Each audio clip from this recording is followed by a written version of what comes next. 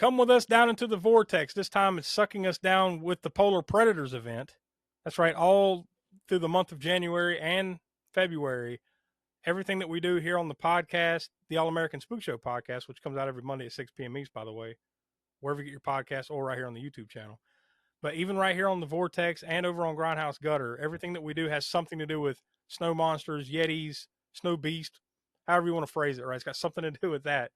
And boy, the Vortex really sucked us in and spit us out a doozy here with this one. To Catch a Yeti from 1994. It was basically a TV movie that, best I could tell, debuted on the Disney Channel in 1995, like early 1995, and then it got released at some point after that on VHS. Had like a limited run on VHS, and I don't know if it ever had a life like on DVD, or I seriously doubt that it had any kind of life past that. But now it's available to stream. I watched this on Tubi, so at least as of the recording of this, you could watch it there. There might have been other places, right? But yeah, this is, I think the first thing that caught my eye with this one when we were going about the process of selection was it's a tie between the Yeti monster that caught my eye or the fact that Meat Loaf is in this. I don't know what caught my eye first. Well, I'll say that I didn't know anything about this going into it. I didn't know Meat Loaf was in it. I never knew it existed. I still never even saw the poster or the Yeti creature in here until we watched. Well, I mean, Tiana might have showed me right before we started watching it, the Yeti creature. I didn't know that it was a kid's thing going into, this came out in 94. I was in the Navy from 92 to 96. There was a big gap there where I didn't see a whole lot of stuff. And to be honest, to catch a Yeti would not been on my radar anyways. Yeah, I mean, look, I was, 14 when this came out? I wasn't watching this shit on Disney Channel. Like, even if I'd seen, like, what the hell, Meat Loaf? Whatever, and then you move on, But this thing, now, apparently it was filmed 2 or 3 years prior. Before it actually looks older than 95. Yeah, it does. Some of that's actually on purpose. They were actually aiming to make it look like something that would have came out in the 80s to a degree. They wanted it to kind of look E.T., have that kind of a Spielberg feel a little bit to it. The Amblin Entertainment type of feel. That's what they were going for. Now, of course, it's green screen, mid-90s horribleness. Yeah. But, except for the Yeti creature itself, right? Yeah, it's pretty well done. I mean, it's a what it is. For what he is. I don't know what you would call that. The animated, and those certain scenes where the Yeti's jumping up and down on the bed, or oh yeah. I mean, it's hilarious, but I don't know exactly what method they're using. I don't know what that is, like some kind of weird animation or like freeze frames, green screen type thing. I don't know what the hell how they did it, but yeah, when they needed to have them do have motion or whatever, yeah. Other than later on when it waves or something. The puppetry. I was like, but it wasn't even a wave. It was just like disjointed. It's disjointed. It's like clearly they didn't have an arm that they could move on this thing, so they got an arm. Stick up the arm and and they hung on that shot way longer than they needed to. The waving at the end. Yeah. Oh yeah. Well, I guess there was some kind of subtle story nuances that they were trying to get out here. Yeah. In that part. It's pretty much, I think, in a lot of ways, it's what you expect from a mid-90s Disney Channel type kids movie once you know that. But like you said, Smoke, if you didn't know that, it might kind of surprise you that, like, look, I had a very low bar for this. I was like, man, yeah, I did too. This is probably going to be funny, but it's going to suck. And not even knowing any of that stuff, I just thought it was going to suck altogether. I didn't know what I had no idea that it was, like I said, a kid's sort of, E.T. or Mac and Me kind of movie. Yeah. So that was a kind of a surprise, and I mean it was somewhat of a, I guess, pleasant surprise as far as it was better than I thought it was going to be, not knowing anything about it. Let's say. Now, I will say though, I think this is something that considering that it did get released on Disney Channel and everything, dude, this thing could have been about 45 minutes. Like it was way longer than it Oh is. Yeah, definitely. Yeah. Like, they're about to wrap it up, and then you look down and say, "Fuck, we're only like 35 minutes into this thing. There's still an hour almost." And then they have at least 3 wrap up moments before it finally ends. It's like, dude, this could have been like, your after school movie, 45 minutes. with commercials, an hour-long kind of special kind of thing. It didn't need to be a feature-length movie. But I think what you get is maybe some of it's intended, some of it not. It's funny, you know. Yeah, it is. Like what about Meat Loaf? His old character or whatever. Like he's like a hunter trapper type, and he's always in furs right through the whole thing. Yeah, he's the straight shooter. He's the he's the serious character here. Yeah, the antagonist, and essentially what the movie is about is a dad goes to Nepal, right, to climb mountains there, and accidentally brings back this Yeti creature. Now that's also the running joke of the whole movie there too. Is Yetis are supposed to be big, right? They're huge, they're like 10 foot tall, and well, he's like a damn 2.5 foot tall creature with huge feet.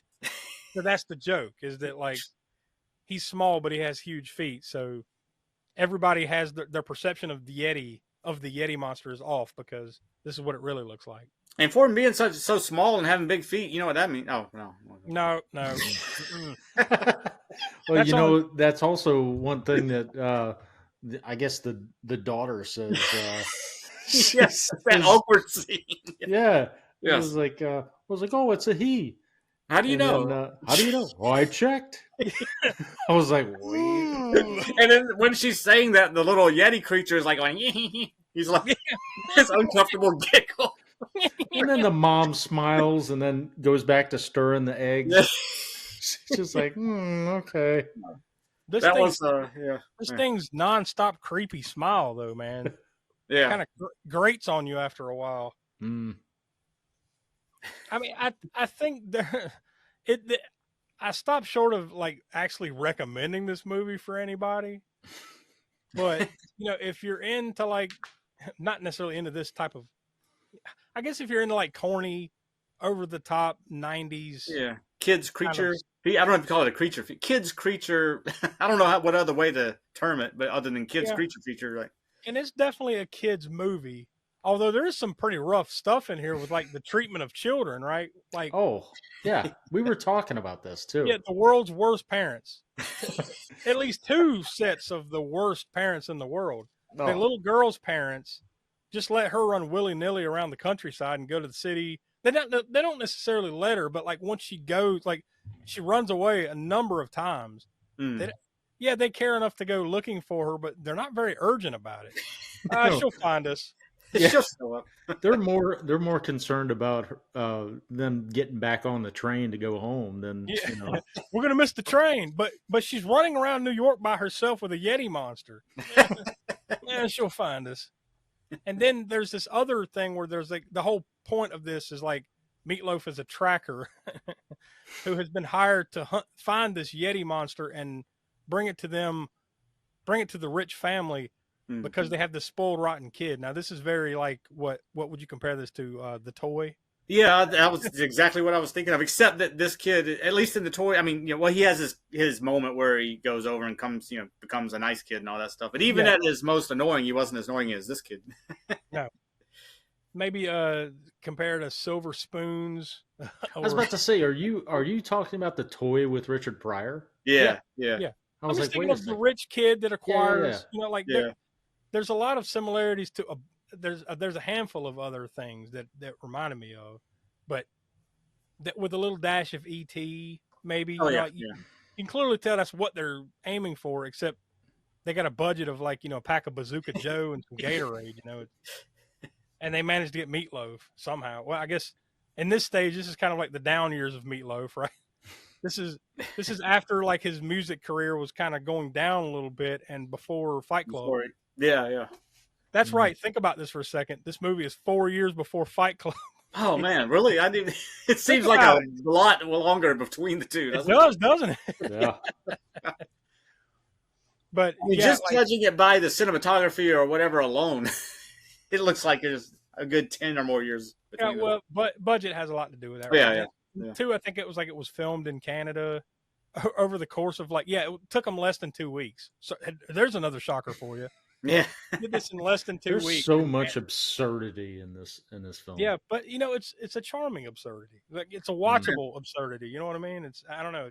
Yeah, like I said, it's way more than what I expected out of it. Put it that way, or maybe not way more, but more than I expected out of. It's just way too long. That's my major beef. Like at the end of the day, like if I'm just judging it, like it's just Yeah. needed to be about 45 minutes and wrap it up. It would. Well, like you said, made for TV. If they had cut it down into an hour, if it had been an hour show, then commercials and everything.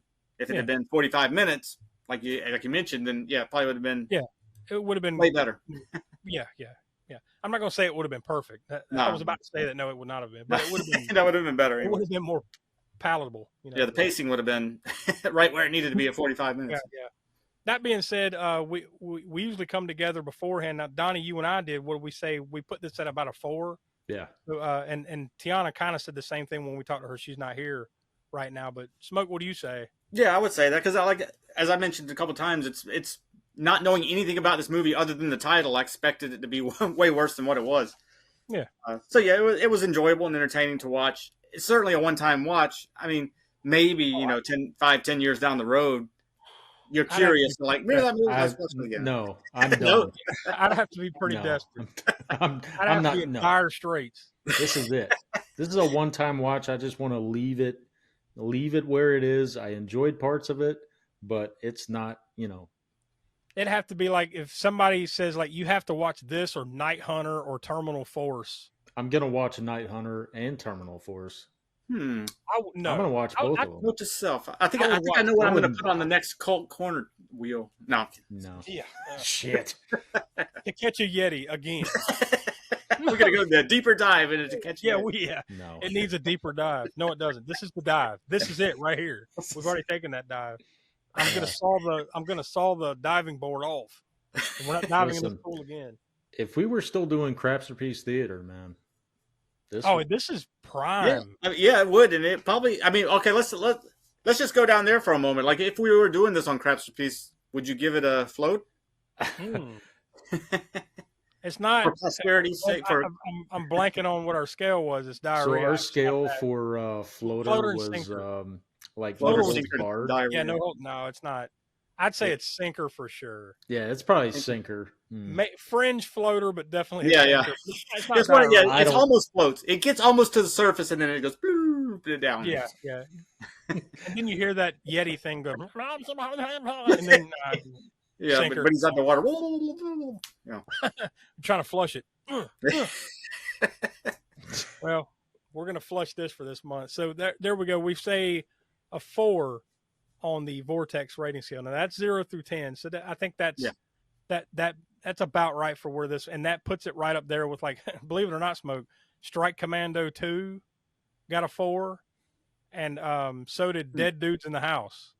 That got a 4. So roughly, it's in that. Yeah, that's kind of roughly. I guess there's a little bit of personal preferences. Like, I would definitely put Strike Commando 2 above this one. I would. Yeah. But kind of 4, I guess. We have the benefit of hindsight. Yes, exactly. And if we're being sort of fair, it's probably, if you're taking into account production value and all these different things, it's probably equal, right? But it's just a preferential thing. I'm going to much rather pull out Strike Commando 2 and watch again. Oh yeah, I'd watch. Yeah, I'd definitely. It's been a couple years since we watched that, but I'd definitely rather sit down and watch that again right now than this ever again. So we'll see. But next month, in the month of February, we're still in the middle of the Polar Predators event. So really, it's funny. It's like this weird time period.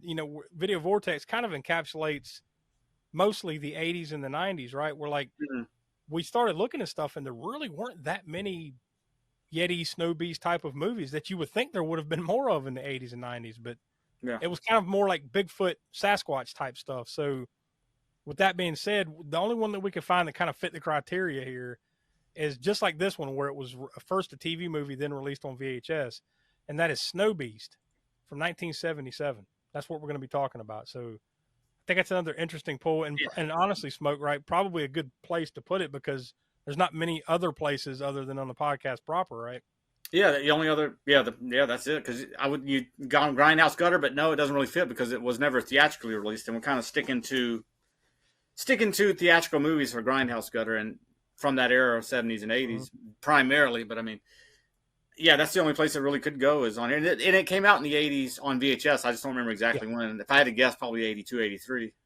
Yeah, probably Like a when VHS release. everything started finally getting released, early to mid 80s. But Hmm. yeah, so there you go. We're going to be talking about Snow Beast from 1977 here on next month's Video Vortex. So for Will and Tiana, who couldn't be with us, Donnie the Professor Smoke, I'm Josh. We are the All American Spook Show podcast, which you can listen to every Monday at 6 p.m. East. And stick around here on the channel, like, subscribe, all that.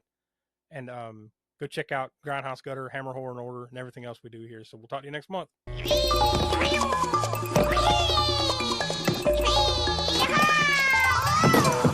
Hank? Or are you going to be trouble?